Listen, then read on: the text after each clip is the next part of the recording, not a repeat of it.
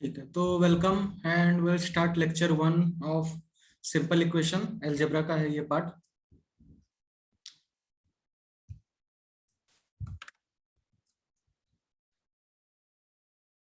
हमको पहले से क्या पता है? हम लोग अलजेब्रा में जानते हैं कुछ चीज कि कांस्टेंट क्या है। कांस्टेंट नंबर्स होते हैं जिनका कहीं पे भी जाओ वैल्यू सेम हो, जैसे कि नंबर 2, 3, 1। 1 यहाँ पे ही बोलेंगे जो होगा, मून पे भी जाके 1 बोलेंगे तो 1 ही समझ में आएगा, है ना। तो दीज आर कॉन्स्टेंट्स।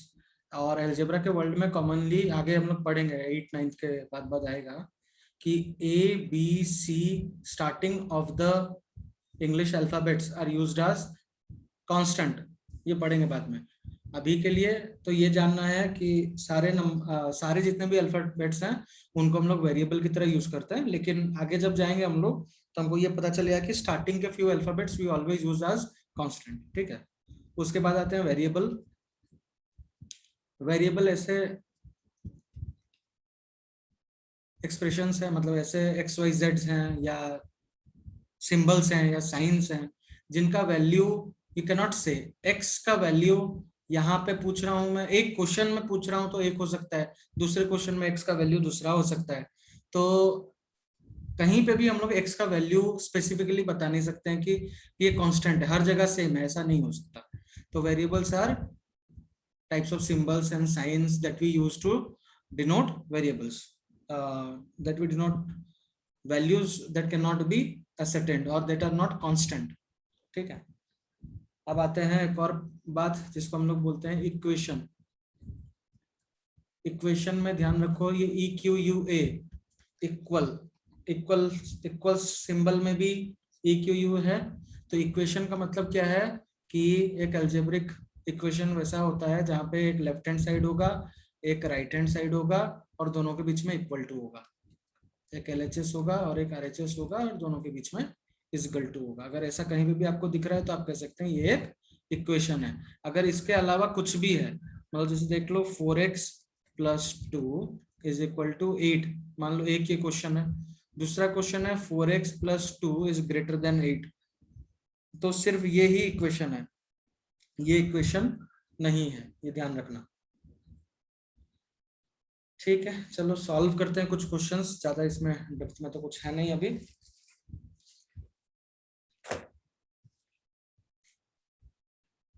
फॉर्म करना सीखेंगे हम लोग, इक्वेशंस को कैसे फॉर्म करते हैं। Forming equations. क्वेश्चन है the sum of 3 times x, समझना, the sum of 3 times x and 11, the sum of 3 times x and 11 is 32. The sum of, sum मतलब कुछ कुछ चीजों का सम होगा, किस किस का बोल रहा है, of 3 times x and 11। 3 times क्या है, मल्टीप्लीकेशन है। 3 टाइम्स x एंड मतलब प्लस 11। वापस देखना, द सम ऑफ बोल रहा था इसलिए मैं सम को यूज किया। किस किस के बीच में सम हो रहा है, 3 times x, 3 times x and 11 is मतलब इज इक्वल टू 32। ये बन गया अपना इक्वेशन। अब हम लोग क्या करते हैं, हम लोग अलजेब्रा में मल्टीप्लिकेशन को तो रिप्रेजेंट इस तरह नहीं करते हैं। हम लोग कैसे लिखते हैं, डायरेक्ट लिखते हैं 3x + 11 इज इक्वल टू 32। तो अगर ऐसा भी क्वेश्चन दिया है, बोल रहा है कि स्टेटमेंट क्या होगा, तो बोलोगे the sum of 3 times x + 11 is 32। या और क्या बोल सकता हूं, 11 added to 3 टाइम्स x। और एक चीज ध्यान रखना, जब भी हम लोग स्टेटमेंट लिख रहे हैं ना, स्टेटमेंट में कोशिश करेंगे अगर ऐसा कुछ है ना 2 टाइम्स 3 टाइम्स 5 टाइम्स, तो उसको वर्ड में लिखेंगे, उसको वर्ड में लिखेंगे, नंबर में लिखेंगे। 11 added to 3 टाइम्स x, जब भी समथिंग टाइम्स बोल रहे हो, हाँ, is 32। Alright.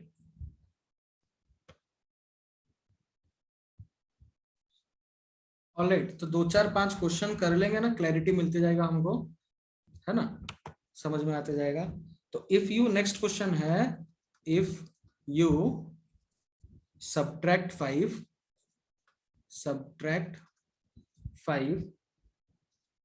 from 6 times a number, you get 7। ध्यान देना, जब भी सब्ट्रैक्शन का बात आता है ना, सब्ट्रैक्शन हमेशा किसी चीज से निकाला जाता है। You subtract this from this, you take 5 chocolates from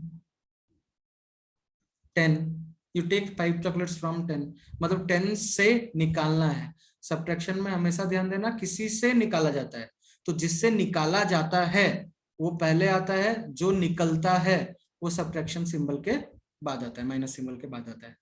तो बोलेंगे ना फिर क्या हमारे पास, हाँ ठीक है 5 बच गया। अगर हम लोग 5 चॉकलेट ले गए 10 से, तो हमारे पास 5 बच गया। कहां से आता है कि जिससे निकाला गया, इससे निकाला गया, तो इसको सामने रखते हैं, कितना निकाला गया, इतना निकाला गया, उसको बाद में रखते हैं। तो वैसे ही समझेंगे, if you subtract this from, किससे, from 6 times of a number, from 6 times of a number. यहाँ पे नंबर क्या आ रहे हैं, कुछ नहीं बता रहे। 6 टाइम्स ऑफ व्हाट, टाइम्स का मतलब तो हमको पता है, ये 6 का मतलब यहाँ 6 हो गया। 6 टाइम्स ऑफ आ नंबर, ये आ नंबर क्या है, इसको एक्स एज्यूम करेंगे, तो let us assume the number be. कैसे लिखेंगे, let us assume the number be x. अब ये स्टेटमेंट हम लोग पहले क्यों नहीं लिखे थे, क्योंकि पहले यहाँ बता दे रहा था 3 टाइम्स ऑफ एक्स, तो यहाँ पे हमारे पास वेरिएबल की जगह क्या लेना है पता था, लेकिन यहाँ पे 6 टाइम्स अ नंबर बोल रहा है, वेरिएबल कह रहे हैं पता नहीं क्या लेना है, तो हम अपने मर्जी से एक्स वाई जेड कुछ भी ले सकते हैं। ठीक है, let us assume the number be x. अब स्टेटमेंट को देखते हैं, इफ यू सब्ट्रैक्ट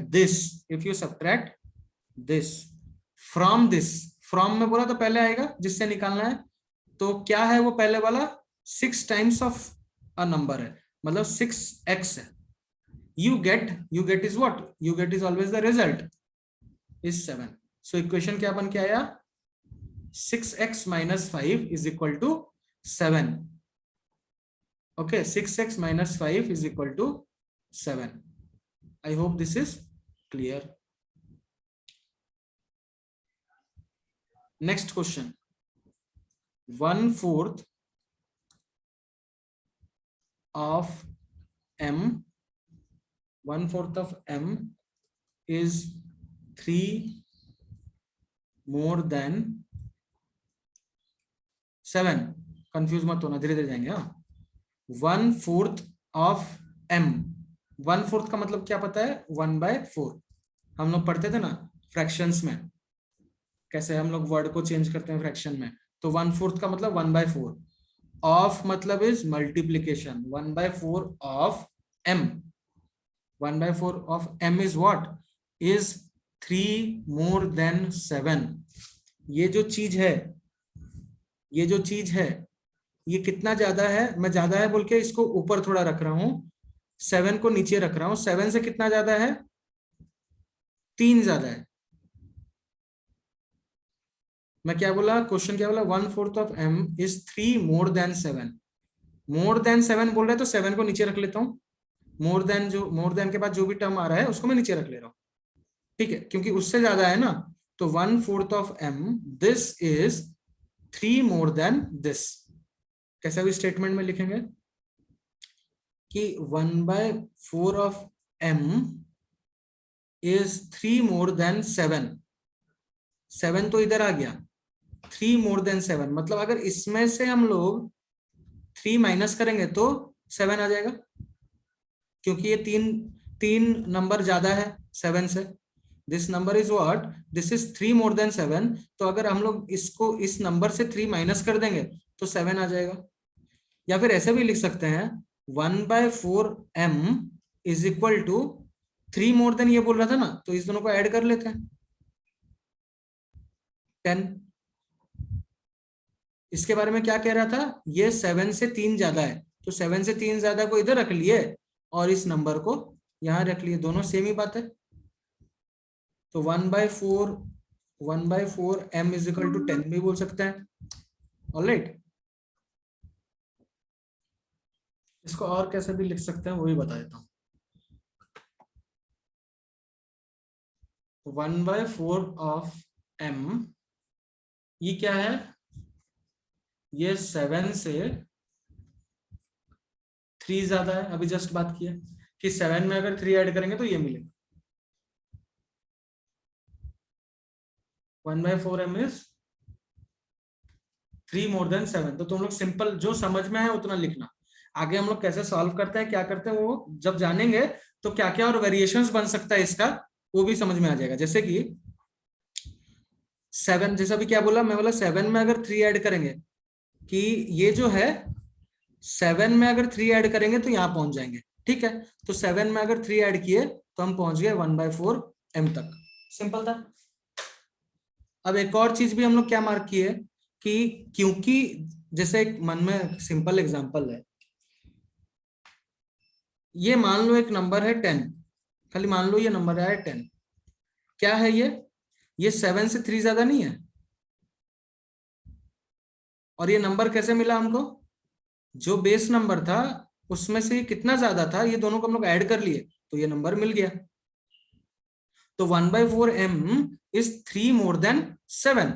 तो 7 + 3 is equal to 1/4 m। Simple, ज्यादा कंफ्यूज होने का नहीं इसमें, है ना। तो लिख लो 10 इज इक्वल टू 1/4 m, या फिर ऐसा बोल लो 1/4 m इज इक्वल टू 10।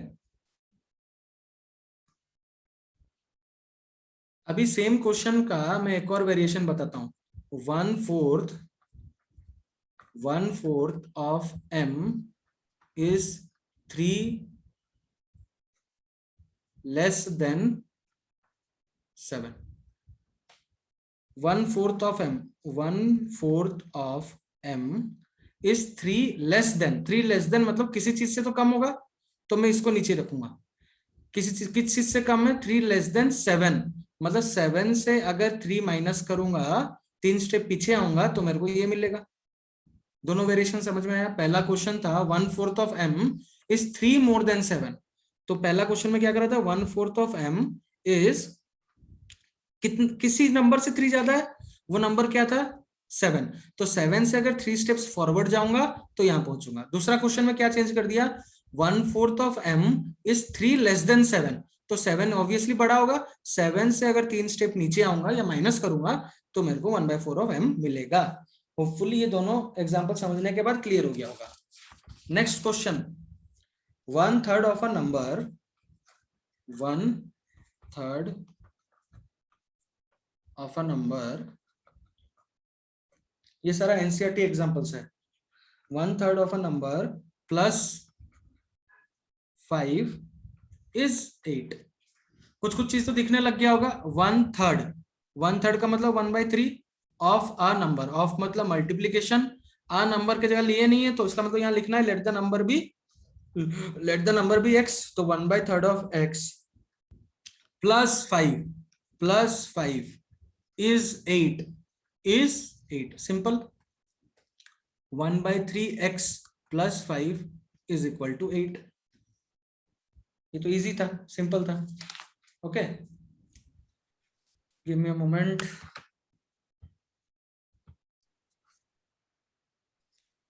अब एग्जाम्पल 2 पे चलते हैं। यहाँ पे उल्टा क्वेश्चन पूछेगा, यहाँ पे इक्वेशन आपको दे देगा और बोलेगा कि भाई सॉल्व करके बताओ, इसको स्टेटमेंट लिख के बताओ। तो इक्वेशन क्या है, example 2 number 1, x - 5 is equal to 9, है ना। मतलब x से अगर 5 निकाल देंगे तो 9 मिल जाएगा, isn't it. Alright, so x - 5 is 9। कैसे लिख सकते हैं, 5 subtracted from x is 9। 5 subtracted from x is 9 बोल सकते हैं। या फिर एक ऐसा चीज समझो, और स्टेटमेंट कैसे लिख सकते हैं कि सर x -5 कर रहा हूं तो 9 आ रहा है ना, तो इसका मतलब क्या, x थोड़ा बड़ा ही नंबर होगा, उस बड़े नंबर से मैं अगर इसको माइनस करता हूं तो 9 तक पहुंचता हूं, ये भी हो सकता है ना। तो उसको दूसरे तरीके से अगर फ्रेम किया जाए, कैसा होगा, मतलब इसका मतलब क्या है, x जो है, x से अगर मैं 5 स्टेप्स नीचे आऊं, x से मैं अगर 5 स्टेप्स नीचे आऊं, तब जाके मैं 9 में पहुंचूंगा। x -5 इजकल टू 9 बोल रहा है ना, तो x से मैं अगर 5 स्टेप्स नीचे आऊंगा तब जाके 9 पे पहुंचूंगा। इसका मतलब अगर इधर नीचे खड़ा होकर देखूंगा तो x क्या है, x 9 से 5 स्टेप ऊपर जाने पे मिलता है, तो कैसे लिख सकता हूं, x इज 5 मोर देन 9 लिख सकता हूं, कि 9 से 5 स्टेप ऊपर है, कि x इज 5 मोर देन 9, ये लिख सकता हूं। देखिए कितना स्टेटमेंट्स हम लोग इस तरीके से बना सकते हैं। तुमको जो सिंपल लगता है, हमको ये सिंपल लगता है अगर कि 5 subtracted from x is 9, 5 subtracted from x is 9 लिखेंगे। किसी को अगर ये समझ में आ रहा है कि x इज 5 मोर देन 9, तो वो लिख सकते हैं। दूसरा क्या लिख सकते हैं, 9 इज 5 लेस देन x, ये भी हो सकता है ना। Yes sir. सृष्टि म्यूट कर लो। Next question, 5 times a number p is 20. Oh, I told you the answer. Sorry. 5p is equal to 20 बोल रहा है, तो इसका मतलब क्या है, 5 into p is equal to 20। इसको कैसे लिखते हैं, 5 ये था times p is 20, 5 times p is 20, simple. Okay, next, 3n plus 7 is equal to 1, 3n plus 7 is equal to 1। तो थोड़ा देखेंगे, सम हो रहा है यहाँ पे, तो सम से स्टार्ट करते हैं। Sum of 3 times n, sum of किस किस का, इसका और इसका ना, तो इसको कैसे लिखेंगे, इसको तो लिख सकते हैं 3 टाइम्स n, तो सम ऑफ 3 टाइम्स n एंड, और एक क्या है 7 इज इक्वल टू की जगह is 1, simple. Sum of 3 times n and 7 is 1। Okay, next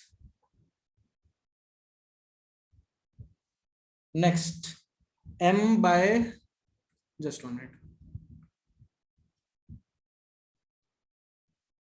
all right, next question, m by 5 minus 2 is equal to 6। अब वापस समझ में आ रहा है कि इसमें से इसको निकाला गया है ताकि हमको ये मिले, ये तो पता है, इस 6 डायरेक्ट लिख देंगे, है ना। यहां क्या करेंगे, subtract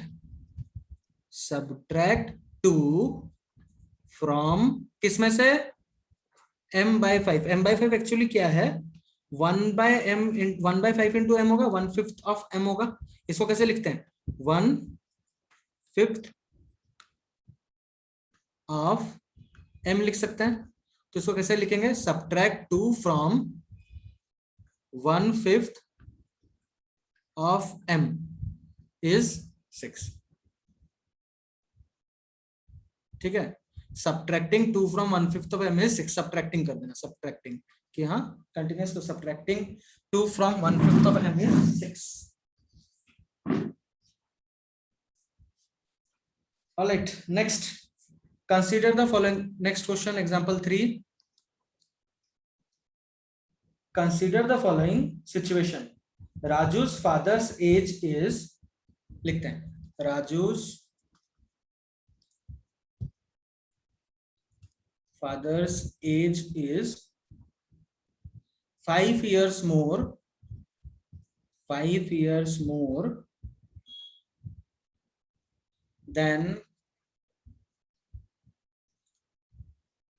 3 times Raju's age. Raju's father age is 44 years. Raju's father age is 44 years. Set up an equation to find Raju's age. Equation एक तो सेटअप करना है, राजू का एज निकालना है ना। अब कॉमनली क्या होता है इस तरह के क्वेश्चन में, जो मांग रहा है वो लास्ट में होता है। क्या मांग रहा था कि set up a equation, set up a equation to find Raju's age, to find Raju's age. अब देखो इस टोटल क्वेश्चन में 2 कैरेक्टर है, एक तो राजू खुद और दूसरे कैरेक्टर है उनके फादर। अब ध्यान देना है हमको कि किसको हमको वेरिएबल लेना है। अब क्वेश्चन को थोड़ा पढ़ेंगे तो हमको ये तो पता चल गया कि राजू के फादर का एज 44 इयर्स है, तो मतलब ये कंफर्म है कि राजू के फादर का एज 44 इयर्स है।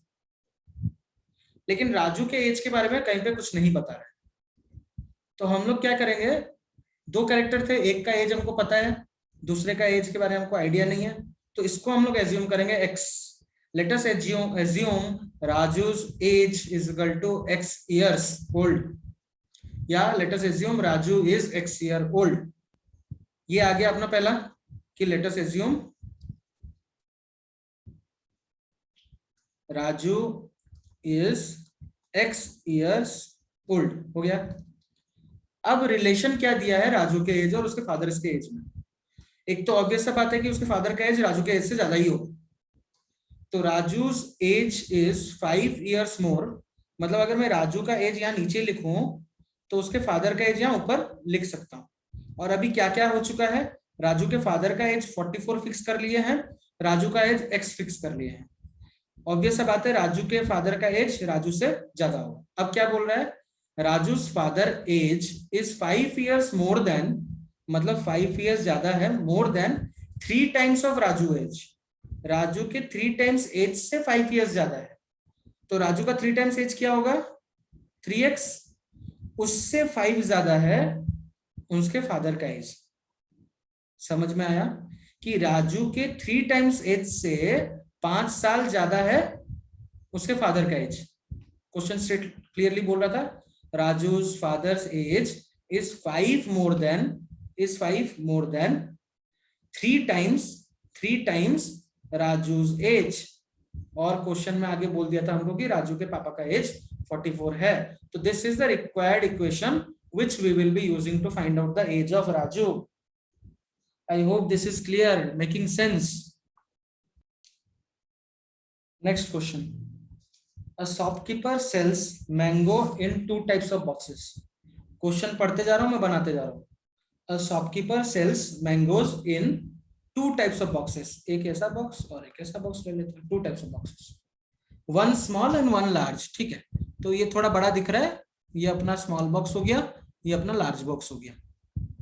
मैं पढ़ने के बाद वो थोड़ा बनाना था, मैं पहले बना दिया, फिर भी चलो एक स्मॉल एक लार्ज हो गया। ठीक है, a large box contains as many as 8 small boxes.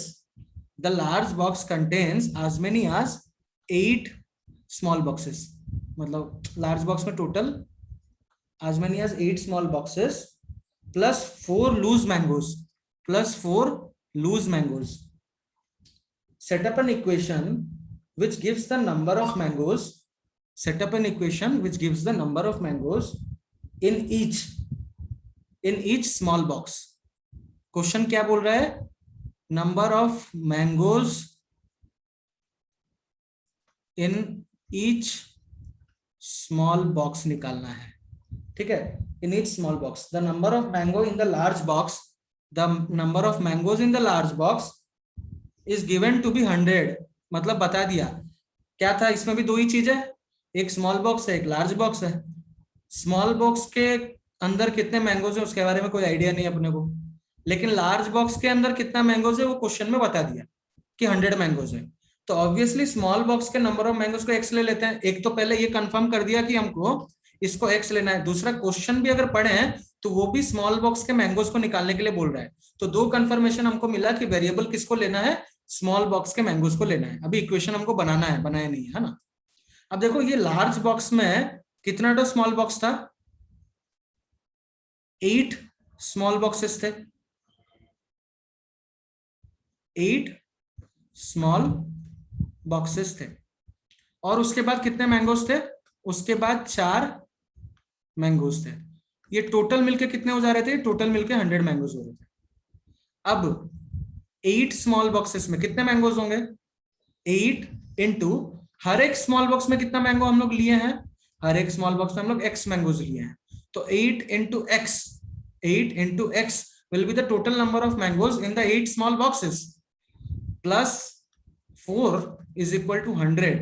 So the ultimate equation is 8x plus 4 is equal to 100. अब क्वेश्चन था number of mangoes in each small box निकालना है। 8x plus 4 आ गया, the number of mangoes in a large box is 100. Set up an equation which gives the number of mangoes. Set up an equation करने बोला था, अभी तक solve के लिए नहीं बोला। इस चैप्टर में हमको सॉल्व करने के लिए नहीं बोल रहा है, सिर्फ सेटअप करने के लिए इक्वेशन बोल रहा है, जिसको यूज करके हम लोग आंसर्स तक पहुंचेंगे। तो 8x plus 4 is equal to 100 तक करके छोड़ेंगे। ऑलराइट, इसी के साथ आपका एक्सरसाइज 4.1 असाइनमेंट बनता है। Exercise 4.1 will be your assignment.